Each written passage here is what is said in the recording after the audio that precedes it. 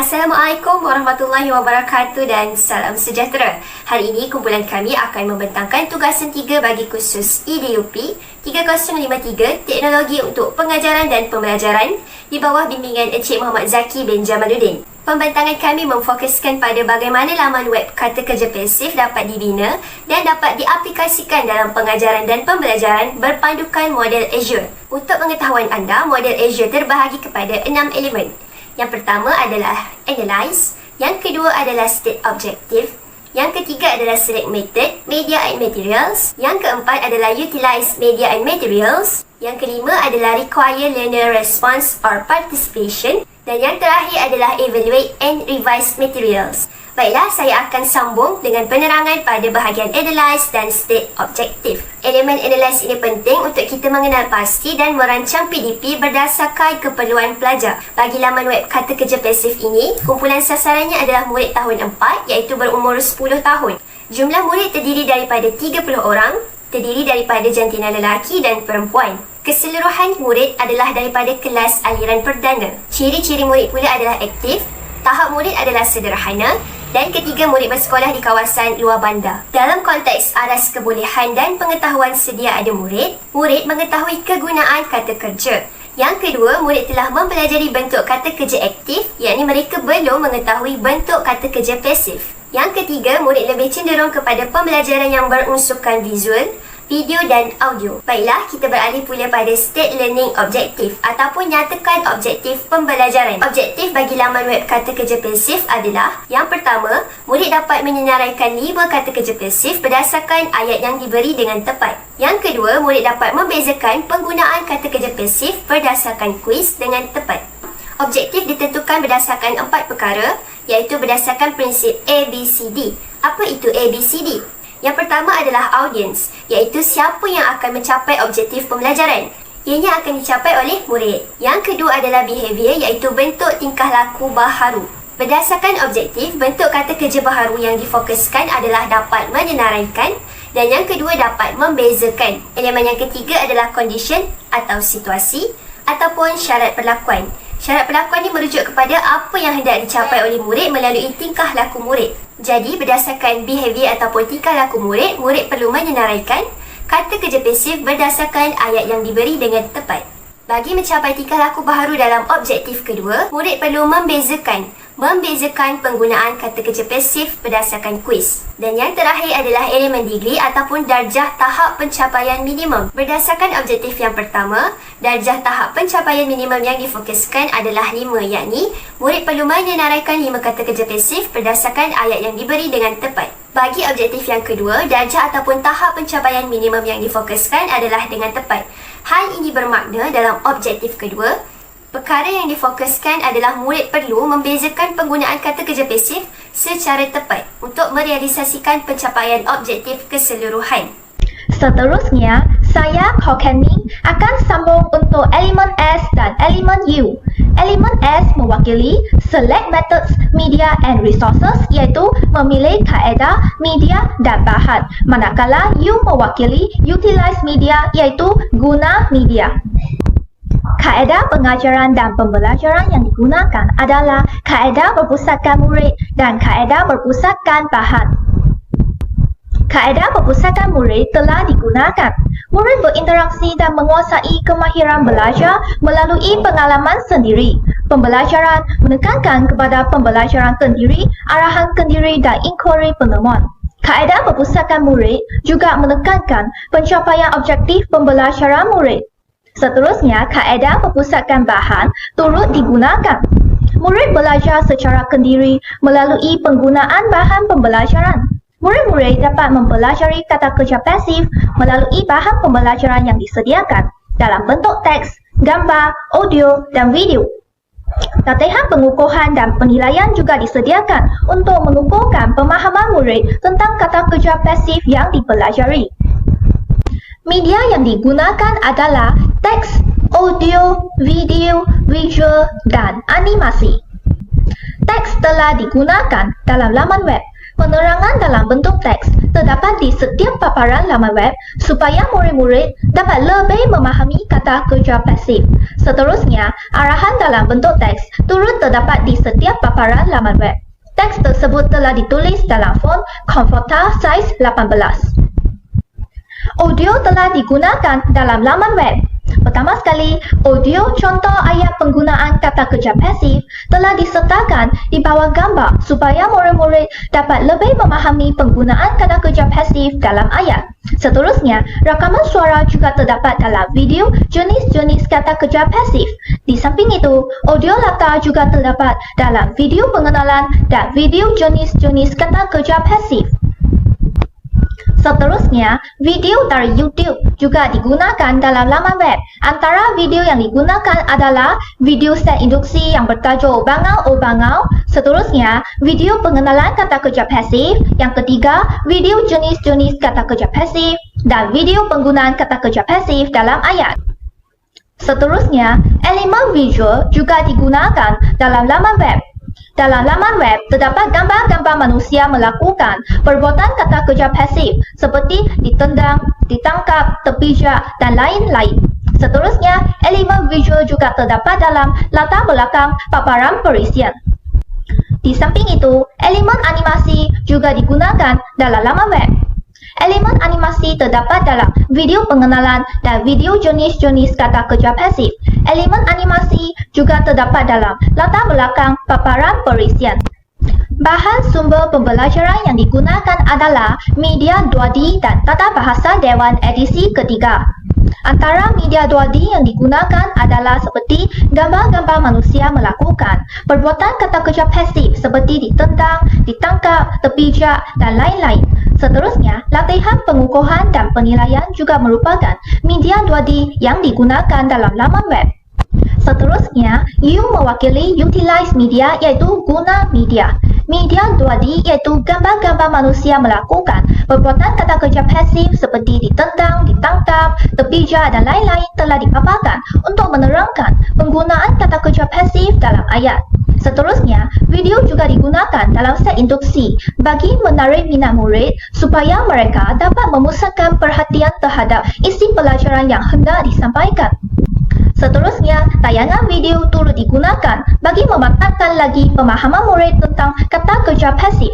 Latihan pengukuhan dalam bentuk permainan bahasa dan kuis juga digunakan bagi mengukuhkan pemahaman murid tentang kata kerja pasif yang dipelajari melalui aplikasi WordWall.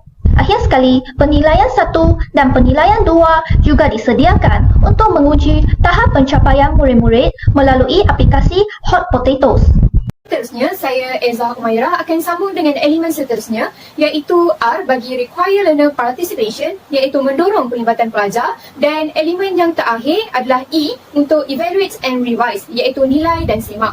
Seterusnya adalah huruf kedua terakhir iaitu R Require Learner Participation yang bermaksud memerlukan penyertaan pelajar. Bila kita bina laman web yang berkaitan kata kerja pasif ini, kita mesti nak pelibatan murid. Oleh itu, kita kena ada pemilihan media dan bahan sumber yang bersesuaian supaya dapat membantu dan mengekalkan pelibatan murid dalam proses belajar. Contohnya, dalam laman web kata kerja pasif yang dibina ini mengandungi video tentang set induksi Bangau Oh Bangau, visual dan sebagainya seperti apa yang telah diterangkan sebelum ini. Jadi, perkara inilah yang sedikit sebanyak menjadikan pembelajaran itu tidak bosan dan murid lebih merasa seronok untuk belajar. Dalam laman web ini juga terdapat pemusatan murid dan bahan iaitu murid-murid perlu menjawab bahan yang disediakan iaitu soalan dan ujian. Dalam elemen Require Learner Participation ni, kita perlu ambil kira beberapa perkara iaitu yang pertama, apakah bentuk ganjaran yang perlu disediakan hasil daripada penyertaan yang dibuat oleh murid. Contohnya, kita boleh menyediakan ECJ selepas murid menjawab latihan atau ujian yang disediakan. Selain itu, adakah penyertaan murid ni dilakukan secara individu atau kumpulan? Okey, dalam laman web yang dibina ini, Penyertaan yang difokuskan adalah penyertaan secara individu. Dan akhir sekali, apakah halangan yang mungkin dialami oleh pelajar apabila memberi respon dan cara mengatasinya? Jadi apa yang kita nak dalam pelibatan pelajar ni adalah kita nak murid ni dapat mengakses media di mana-mana sahaja melalui telefon bimbit, komputer riba atau kemudahan yang ada. Contoh seperti keadaan sekarang ni di mana negara ni sedang dilanda pandemik COVID-19. Jadi sekolah tak buka. Salah satu cara adalah murid ni belajar melalui laman web. Jadi bahan-bahan yang kita hasilkan ni, kita nak murid ni dapat akses dalam dekat mana-mana sahaja supaya pembelajaran ni dapat berjalan dengan lancar. Okay, kita teruskan dengan elemen terakhir iaitu evaluate and revise, iaitu menilai dan menyemak semula. Jadi, laman web kata kerja pasif ini kita nilai dan semak semula sejauh mana keberkesanan penggunaan bahan ini. Jadi kita tengok laman web ni dapat tak mencapai objektif pembelajaran dan laman web ni membantu tak dalam proses PDP. Selain itu, kita tengok juga laman web ni adakah semua murid boleh guna ataupun orang-orang yang berkemahiran dalam ICT saja yang boleh guna. Kita boleh buat penilaian ni dari 3 aspek iaitu sebelum, semasa dan selepas. Kalau sebelum, kita boleh tengok sendiri adakah sesuai dengan pembelajaran. Contohnya, laman web yang dibangunkan ni untuk tahun 4 tentang kata kerja pasif. Selaras tak dengan DSKP? Bagi semasa penggunaan ni pula, kita nilai balik macam mana, macam saya cakap tadi, adakah semua murid dapat guna bahan ini. Akhir sekali, selepas iaitu kita dapatkan respon dari pengguna, adakah laman web ni bagus ataupun tidak. Penilaian pembelajaran boleh dibuat dalam pelbagai bentuk. Untuk menilai pencapaian tentang kata kerja pasif berdasarkan laman web yang telah diakses, latihan dan ujian telah disediakan dalam laman web ini. Cara menilainya adalah dengan murid perlu menjawab soalan, latihan dan ujian yang disediakan di akhir pembelajaran selepas membaca nota-nota, melihat video berkaitan kata kerja pasif yang ada dekat dalam laman web ini. Variasi soalannya dalam laman web ini adalah padankan kata kerja pasif dengan betul, pilih kata kerja yang sesuai berdasarkan ayat yang diberikan dan yang terakhir adalah isi tempat kosong.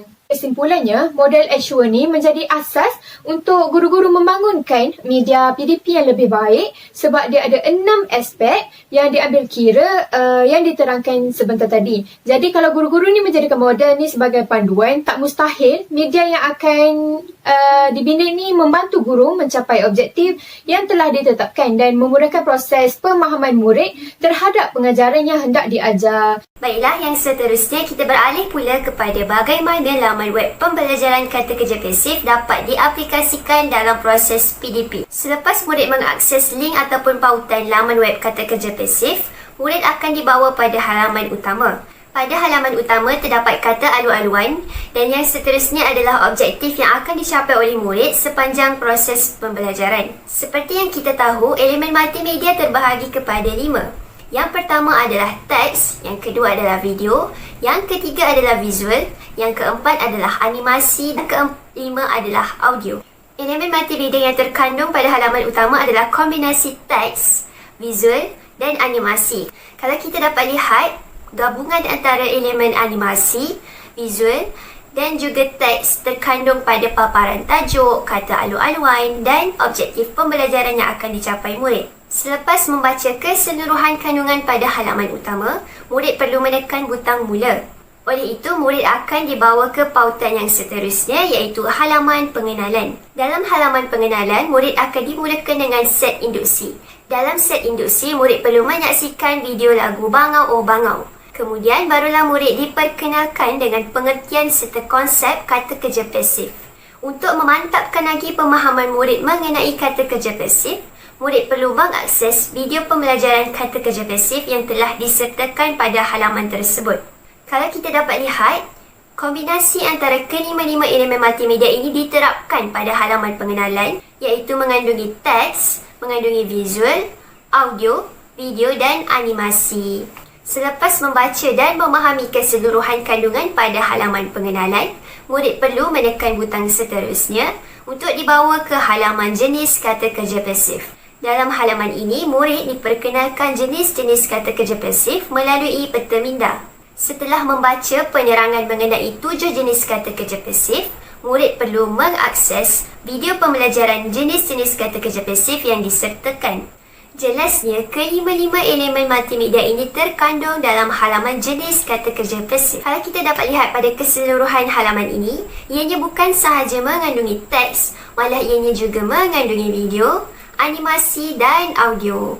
Selepas mengakses dan membaca keseluruhan kandungan pada halaman jenis kata kerja pasif, murid perlu menekan butang seterusnya untuk dibawa ke halaman contoh penggunaan kata kerja pasif. Seterusnya, apabila murid-murid menekan halaman contoh penggunaan kata kerja pasif, murid-murid disertakan berkaitan contoh-contoh penggunaan ayat yang lengkap kata kerja pasif. Halaman ini juga diterapkan elemen multimedia iaitu teks, audio dan visual. Contoh penggunaan teks dalam halaman ini adalah contoh ayat, bola itu ditendang oleh Haikal, dan teks yang kedua adalah Amira kehujanan. Bagi elemen visual pula, murid-murid disediakan dengan gambar-gambar berkaitan tentang kata kerja pasif. Seterusnya, kita dapat lihat dalam halaman ini ada audio. Di bawah setiap gambar dan ayat berkaitan kata kerja pasif, murid-murid boleh klik audio untuk mendengar contoh ayat yang telah dihasilkan. Ini menjadikan halaman ini lebih menarik untuk ditonton oleh murid. Selepas mempelajari tentang contoh penggunaan ayat kata kerja pasif, murid-murid boleh menekan butang seterusnya untuk menjawab latihan dan ujian yang disediakan. Seterusnya, bila murid dah tekan halaman latihan pengukuhan, paparan yang akan keluar adalah latihan pengukuhan 1 dan latihan pengukuhan 2. Dan dalam latihan pengukuhan 1 ni, murid perlu menjawab soalan yang disediakan, iaitu padankan jawapan yang sesuai sehingga selesai dalam aplikasi Wordwall. Elemen multimedia yang terkandung dalam halaman ini adalah teks, visual tentang perbuatan manusia seperti manusia sedang dikejar haiwan dan sebagainya. Selepas menjawab latihan pengukuhan 1 ni, kemudian murid perlu klik butang seterusnya di bawah untuk dibawa ke halaman seterusnya. Murid perlu menjawab pula latihan pengukuhan 2, iaitu pilih jenis kata kerja yang sesuai berdasarkan ayat yang diberikan. Dalam halaman penilaian, terdapat paparan tajuk penilaian. Di paparan tajuk penilaian tersebut, elemen visual dan animasi telah diterapkan untuk menarik perhatian murid-murid. Di halaman penilaian, tahap pencapaian murid-murid akan diuji melalui penilaian 1 dan penilaian 2. Pada halaman penilaian, elemen visual telah diterapkan, iaitu terdapat gambar-gambar.